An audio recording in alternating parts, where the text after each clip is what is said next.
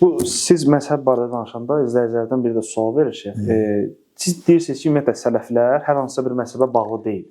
Bu zaman o izləyici sual verir ki, bu zaman onda siz hər hansısa bir məzhəbə bağlı deyilsinizsə, onda siz də 4 məzhəb imamı kimi hər hansısa bir şeydə ictihad edirsiniz. Yox, səhvdir.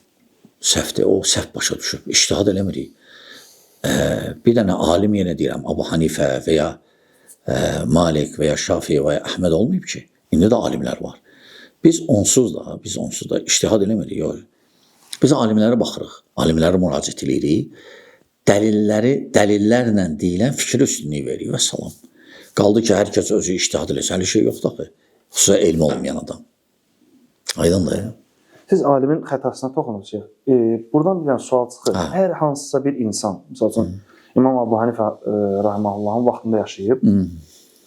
İmam Abu Hanifə rahimehullah hər hansısa bir şeydə xəta edibsə, onun zamanındakı insan ona inanıb, ona əməl edibsə və onlar da xəta edibsə, qiyamət günü onlar günah mı daşıyır? Yox, inşallah yox. Yox. Əgər alim olublarsa, çünki alim ictihad eləyəndə də xəta eləsə də savab qazanır.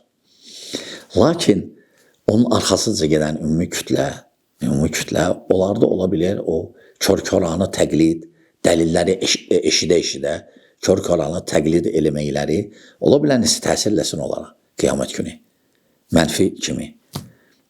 Amma belə yox, alimlər hətta səhv eləyəndə alim savab qazanır.